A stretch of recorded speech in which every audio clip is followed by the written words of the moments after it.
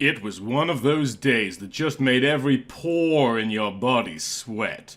So everything was so slick, so that you left cheek marks when you stood up from vinyl seats, the kind you tried to wipe away quickly with your hand so no one would notice. But they had to know because you had those stripes on your thighs now. It was a heart like only Atlanta could get. Callie Archer would never forget the kind of hot that day was. It was the day she knew that all she was to Henry Archer was a trinket, a bauble, another art piece like that weird statuary that lined the foyer of the mansion.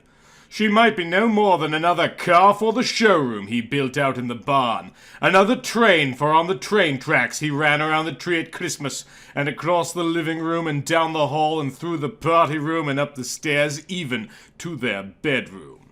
I like trains. Trains and cars, and he had a lot of model airplanes too, like the plane he used to chase those dogs at the park, the fat cocker keeling over with a heart attack when the World War II commie Causey plane chased it around in circles. It had been so hot. Callie came home furious that the air in the Mercedes couldn't keep up, and she'd been stuck in traffic on the Beltline and found no one had thought to turn the air on in the mansion. She felt desperate to cool off. She'd rushed for the patio, thinking to throw herself into the pool, Versace dress and all, when she saw them. Actually, just him. She didn't realize he wasn't alone at first. If she had seen he wasn't alone, she might not have made the first assumptions she did. Henry was naked, struggling to maneuver over a lawn chair, his butt cheeks clenched and dimpled as he moved, like he was trying to pull himself free. For half an instant she thought maybe he'd rolled over while sunbathing and caught his member in the lawn chair. She realized his age was beginning to show in the coarse hairs and wrinkles. She was on the verge of bursting out in laughter. She trilled in that false voice she used when she was trying to hide her true feelings from him. He stopped moving and seemed at last to pull himself free and turned, revealing that muscular chest and thick neck of a bodybuilder far younger than 60. Except he was 60 and kept working out.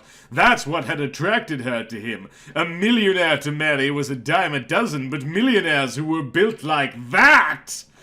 But that's when she saw her husband wasn't alone. Henry!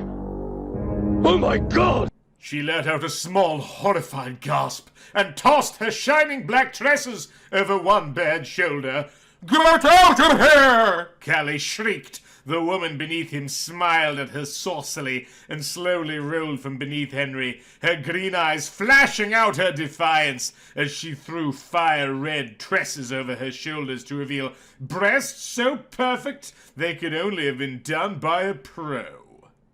"Henry, boys!" Callie shrieked. "Callie, it's not what you think!" Henry exclaimed as he stood, still slick with the heat of his passion, dripping like water. Like he'd just hopped out of the pool, but Callie knew it was sweat because it was so hot, and his hair wasn't wet. "You take me for..." she asked. The woman nodded and giggled as she sauntered toward the floral Indian pink and green dress she'd thrown over the bar, colors that with that red hair were bound to look hideous. What could Henry have seen in her? She had freckles, and looked like she hadn't even tried to cover them, and her hips were a little too wide. She looked like a good brood mare, but not like a thoroughbred. Callie was a thoroughbred, sleek and finely muscled, soft where she needed to be, powerful where she needed to be. Now Callie noticed the empty wine bottle upended in the coal car of a train, the empty glasses set in one of the empty grain cars, so that if he flicked a switch, it could run out to the kitchen. Their clothes were scattered, tossed all over the patio and deck furniture and bar. The woman fished a hot pink bra out of the swimming pool with the skimmer, maneuvering the pole like a pro and acting as if she hadn't noticed Henry and Callie. "I'll call you," the woman said as she casually walked across the patio, carrying her dripping bra over her shoulder and grabbing her dress. Her red stilettos clicked on the marble as she paced down the hall of the mansion lined with train tracks. "I'm sorry, Callie! I didn't expect you!" Henry grimaced. His eyes touched her hair, following the curve of her glossy black mane to that bad shoulder. If she took one more deep breath, it would fall, certainly, and reveal a breast that had yet to begin to show its age. "That's pretty clear to me." Callie pointedly didn't look at him. Instead, she was looking at his groin! The offending part now less bold.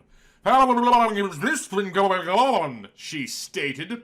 "Really, my dear, just this once. You're all I need. I rejoice every day that a woman so young, I can't believe you're only 40, so voluptuous, so incredibly wonderful could want me. I beg that you will forgive me. Stay beside me as I enter my golden years." Callie felt the cold, hard place inside her begin to warm a little, and tried to force it back inside her to cling to the anger she should feel for the way he wronged her, right here in her own house. Well, actually his house, but like hers because they lived here together. "She's younger than me," Callie told him angrily.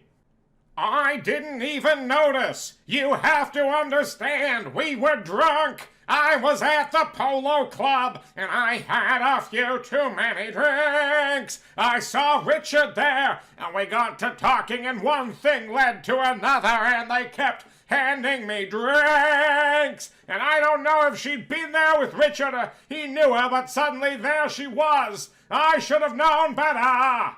And she was there. I don't even remember her name. I couldn't even call out to her when we had sex because I didn't know it, and you weren't. When that horrible fiery beast you know so well roared up from within and consumed me. It was wrong. It was so wrong, Callie. I beg you for your forgiveness." He offered. Could it have been the drinks? He did appear flushed in the face, and there was the empty wine bottle. And how many drinks had they had at the polo club?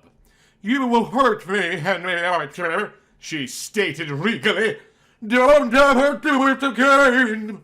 Henry could see from her eyes that she was softening her stance, that he was pull her back and corral her as he had every time she'd started to bolt from the paddock. She wasn't a filly anymore, not like when he first spied her, but she wasn't an old nag yet either.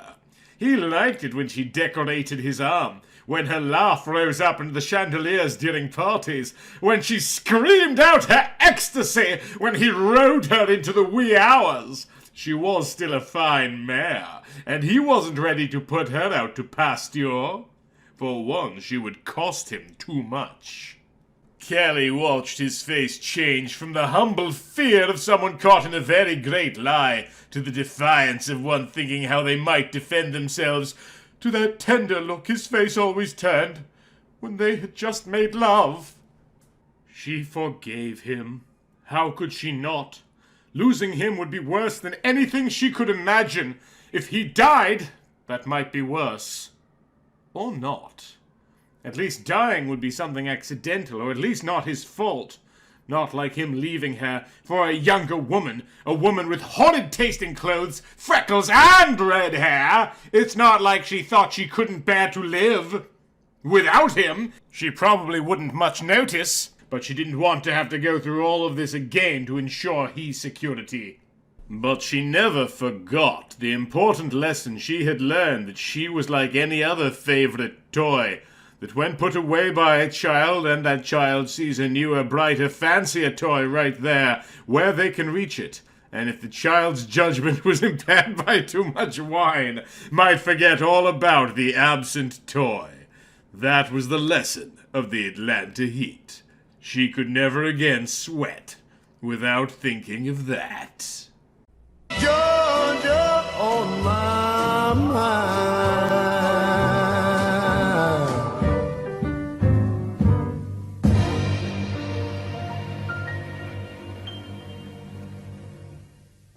Big thank you, as always, to my amazing Patreon supporters, particularly Break System BSE and Michael Fittori.